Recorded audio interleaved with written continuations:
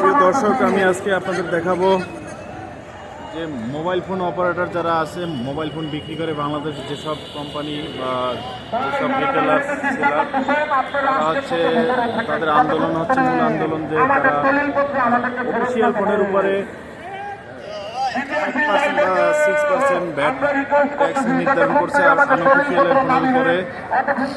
আনঅফিসিয়ালের ফোনের উপরে 57% মানে 57% ভ্যাট নির্ধারণ করছে। এই জন্য তারা আজকে আগারগাঁও শেরেবাংলা নগর এই পুরো রোড অবরুদ্ধ করে রেখেছে। তাদের মূল দাবি হচ্ছে যে ভ্যাট ট্যাক্স কমাবে, দেন তাদের দাবিগুলো এখান থেকে তারা রাজপথে দাবি আদায় করে তারা বাসায় ফিরবে। আমি যদি এখানে দু একজনের সাথে কথা বলি যে আসলে তারা আজকে কয়টায় এসছে বা আন্দোলন আর কতক্ষণ চলবে, এদের মূল দাবিটা কি, যদি আমি এদের সাথে কথা বলি আমি হয়তো আপনাদের আরও ক্লিয়ার জানাতে পারবো যে কয়টা পর্যন্ত তারা এখানে থাকবে, আন্দোলন করবে। এখানে তারা পুরো রাস্তা একদম গাড়ি বন্ধ, সব কিছু বন্ধ।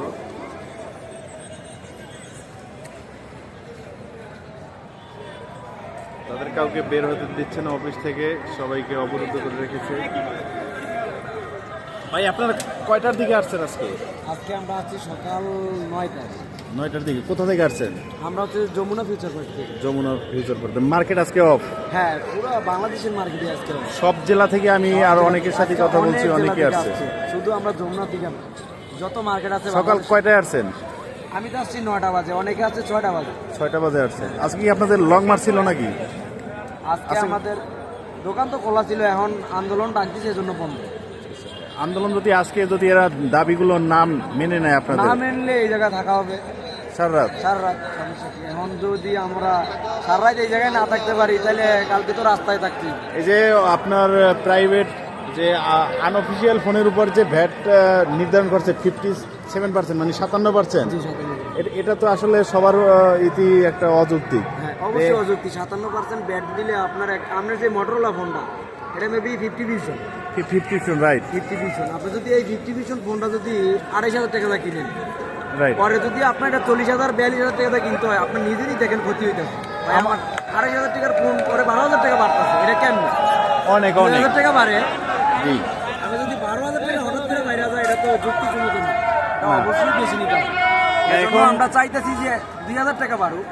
আমরা যারা ফোন ইউজার বা আমরা তো চাই যে 2 টাকায় ভালো একটা ফোন আমরা ইউজ করতে পারি, যেহেতু এগুলোর এমবাসি আমাদের বাংলাদেশে নাই, সব বাইরে থেকে আসে। এই জন্যই আনঅফিসিয়াল গুলো আসা হয়। আপনি যদি একটা টেকনো ফোন ইউজ করেন, এই টেকনো ফোনের প্রসেসর কি, ওটা আপনি সর্বোচ্চ 2 মাস চালাইতে পারবেন। 2 মাস চালানোর পর এটা নষ্ট, মানে এটা চলবো না। দেখাইব যে মেমোরি ফুল বা প্রসেসরের সমস্যা, ওটা ভালো সার্ভিস দিবে না। সার্ভিস মানে একবারে বাজে কোম্পানি হচ্ছে এগুলো। ওরা চাইতেছে ওগুলো আমরা চালাই। তো ভাই, আমরা ইউজ করতেছি হচ্ছে এই প্লাস্টিক ফোন। এখন যদি হঠাৎ করে আমরা টেকনোতে চলে যাই, আপনাদের কি ধারণা যে তারা এই যে টেকনো আছে, স্যামসাং বা আইটেল, এইসব কোম্পানির সাথে তারা কোনো চুক্তিতে আসছে বা অবশ্যই তারা তো নেগোসিয়েশন আসছে? তারা তো অবশ্যই খাইছে, না খাইলে তো আর এরকম ডিসিশন নেয় না। হয়তো বড় ধরনের মোটা অঙ্কের কিছু খাইছে, না হয়তো আর এগুলা আর না হয় এরা গাঁজা খাইছে। গাঁজা বা অন্যান্য জিনিস না খাই এরা ডিসিশন নিচ্ছে। হঠাৎ করে এরকম ডিসিশন না হয় কেমনে নেয়?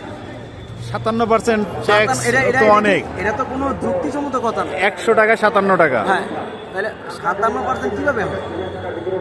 আপনি 10% নেন, 15% নেন। এখানে যারা অফিসিয়াল ফোন কিনবে 5% করছে, ঠিক আছে, বা 6%। যদি 5 বা 6 আর আনঅফিসিয়াল ফোন 57%, এটা কিভাবে?